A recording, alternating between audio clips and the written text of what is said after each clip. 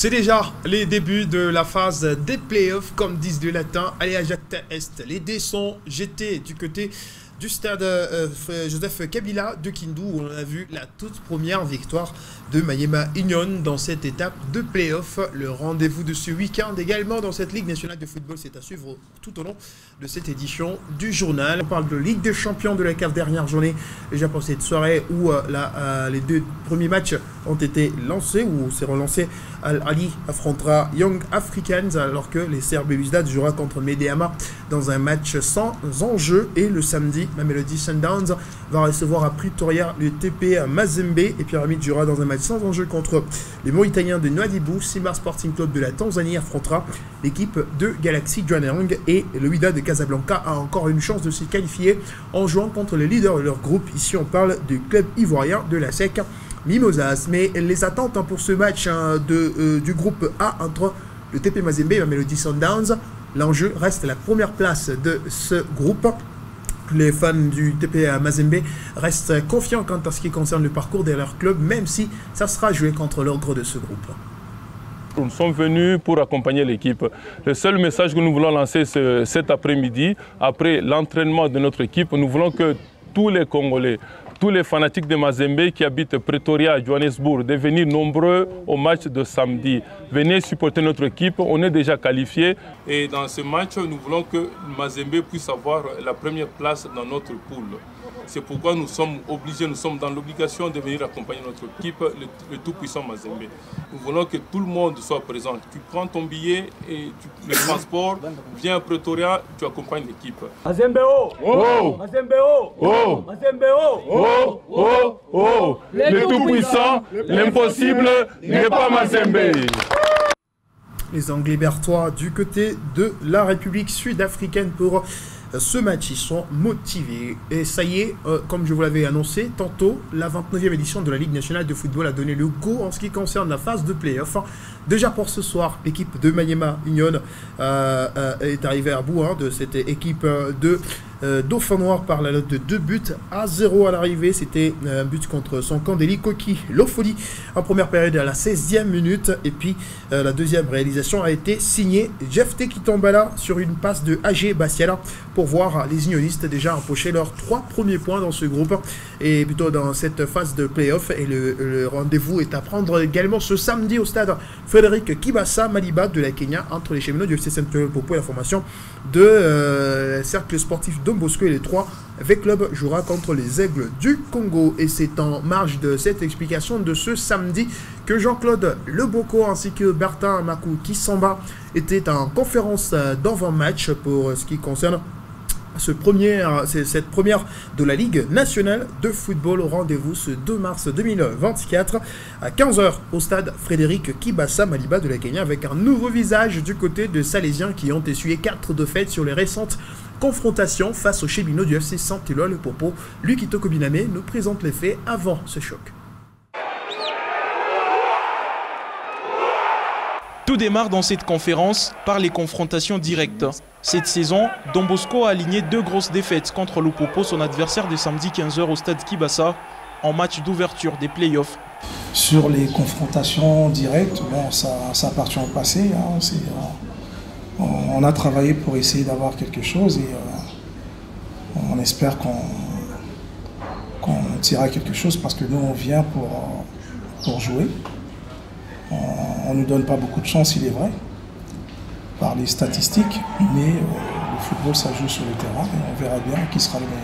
Oui, on va essayer, encore une fois, on va essayer, parce que c'est les règles du football, les entraîneurs qui arrivent, qui partent, qui amènent du nouveau ou pas, ça fait partie du jeu. Donc on va tout faire pour gagner le match, parce qu'on ne joue pas pour perdre, je suis désolé, on ne joue pas pour perdre, on va tout faire, même si on sait très bien que ça va être très difficile, ça sera facile pour personne.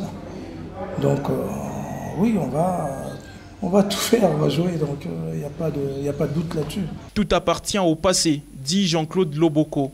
Et la nouvelle page va s'écrire au caractère différent. Aimé Bakula, gardien et capitaine des Salésiens, croit au destin africain. Premièrement, d'abord, Ezaka match à l'Opopoté. Chaque match, président comité à Sika, match à la Gabi Soprime. Sauf que contre le Popo, ça quand même, ça moi montant.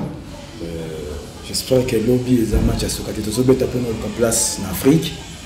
Et ça fait partie aussi, il faut battre le Popo pour aller en Afrique. Parce que le Popo, c'est une équipe africaine. C'est pas le Popo la dernière année, cette année, les deux dernières années, le Popo est très fort. Et j'espère que demain, on va tout faire aussi pour gagner. Pour aller en Afrique, il faut battre le Popo. J'espère qu'on va tout faire. Et surtout, c'est ma dernière saison aussi. On va tout faire pour gagner. Et c'est la dernière saison souvent. Oui, saison en D'accord. Aimé Bakoula a annoncé au cours de cette conférence que cette année pourrait être sa dernière saison. Les joueurs sont bien motivés pour jouer ce déplacement contre les leaders de la phase classique. Les statistiques plaident en faveur des Lupopo, mais pour Bertin Makou, il ne faudra pas se baser sur ce qui est oublié. Ce n'est pas un match gagné à l'avance, ça sera une lutte, ça sera une belle confrontation, une belle opposition. Et nous, on a envie de faire beaucoup de bonnes choses, on y pense et on y rêve, donc à nous de voir notre rêve s'accomplir demain. Et moi, je pense qu'on est préparé à ça, la pression elle est là, il faut savoir comment la maîtriser. C'est dans la certitude la plus intense que les cheminots attendent cette rencontre qui devrait prendre des allures des revanches dans les camps des Don Bosco. Allez, bien sûr, ce choc qui a perdu un tout petit peu de sa saveur. Regardez les 4 récentes confrontations disputées.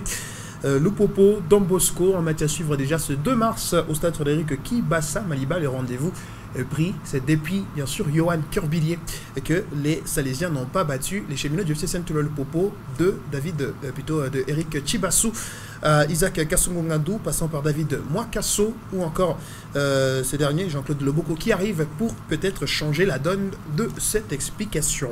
On va parler Ligue 2 cette fois-là avec déjà cette lutte pour la première place en faveur de l'équipe de EcoFoot Katumbi qui a réussi le pari lors de sa récente sortie devant la formation de la jeunesse sportive Eagles.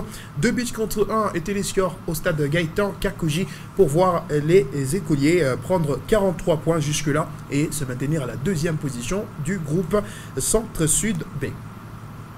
Avec la victoire 2-1 sur la JS Eagle en Ligue 2, EcoFoot Katumbi reste à la 2e place avec 43 unités. L'équipe devait se refaire la santé après 3 faux pas dans cette zone Centre-Sud B. 15 minutes seulement au stade Gaëtan Kakuji ont suffi pour que les Noirs vêtus se montrent dangereux. Et Limfwamba trouve Geno Kingombe d'un ballon venant de la défense. Dans la course, le gardien des Aigles est battu 1-0. Oui, Geno! Oui, Geno! Oui, Geno! Calme! Calme, Geno!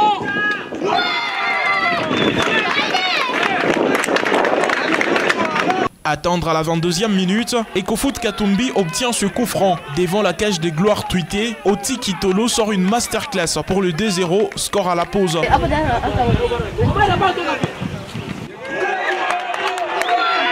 En 50 périodes, un seul but sera marqué et c'est celui de la réduction du score, 2-1 sur une mauvaise sortie du gardien des Noirs et Blancs. Azer Lyonzé en profite, 2-1, score final.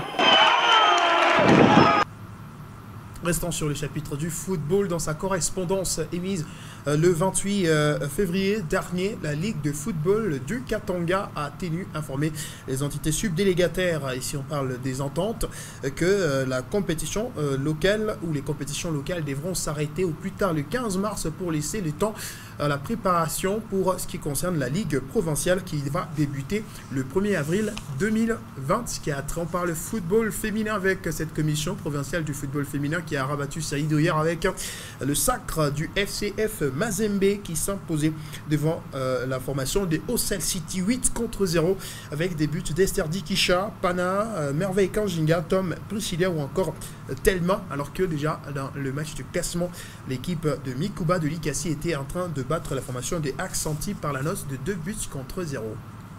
On parle autre chose dans cette édition du journal, c'est les karatés. Au total, 10 karatés seulement, 8 hommes et 2 femmes vont devoir porter l'étendard de la République démocratique du Congo au 13e Jeux africains qui devront se dérouler du côté du Ghana à Accra à partir déjà de ce 8 mars 2024. Georges Arthur Kabongo pour les détails. Ils ont fait les plus durs pendant plus d'un mois. Voilà comment les léopards karaté de la RDC se sont préparés pour les 13e Jeux africains Accra 2024 prévus du 8 au 23 mars 2024. Ici, dans une salle privée dénommée Move Your Body, où ils ont installé leur quartier général, les léopards karaté de la RDC n'ont pas attendu les financements du gouvernement congolais pour se mettre au travail. Au niveau des finances, on a privilégié la CAN football et les Jeux africains sont venus après. En ces moments-là, les fédérations étaient chargées de prendre en charge, avec les moyens du bord, comme vous l'avez dit, les premiers entraînements jusqu'à la fin et que le gouvernement viendrait en secours pour pallier tout ce qu'il y aura comme réalité en dernière minute. Les entraînements programmés tantôt 2 fois par jour, chacun a eu l'occasion de donner les meilleurs de lui-même afin de figurer sur la liste finale. Nous savons que la réduction, ça peut nous poser problème par rapport aux épreuves. Nous voulions avoir l'équipe dames, les kata women, mais ce n'est pas le cas. Mais nous allons nous appuyer à ce que nous avons donné en main, l'État congolais, et puis faire mieux par rapport aux dernières éditions des championnats d'Afrique. Malgré son effectif réduit à 10 karatékas, dont 8 hommes et 2 dames, la Team RD congolais compte faire mieux que lors de l'édition précédente organisée en 2019 au Maroc. De franchir le cap, d'avoir une médaille d'or, donc nous sommes prêts pour relever encore ce défi et de ramener des médailles au pays. Les staffs techniques a fait sa part, la fédération aussi. L'heure a donc sonné pour que les léopards karaté se rendent à Accra. Forme que la délégation de la FECACO quitte Kinshasa le 1er, donc le vendredi. Et cette séance, c'est la séance de clôture. Nous sommes venus, vous voyez, les membres du bureau exécutif, ensemble avec la direction technique, vivre les réalités des entraînements.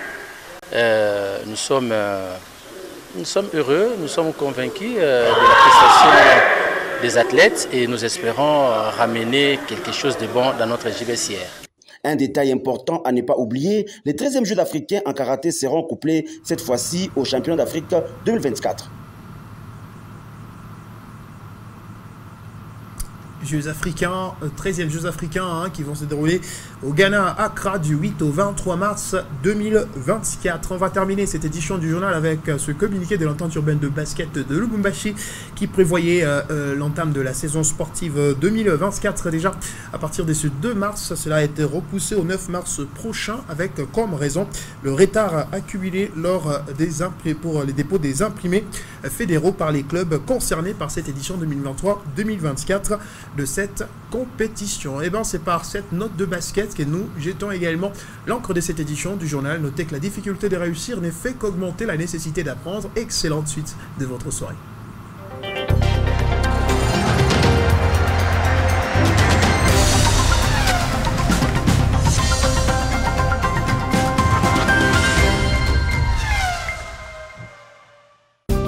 Ce programme vous est proposé par Kung Fu Énergie. Maîtrisez votre force.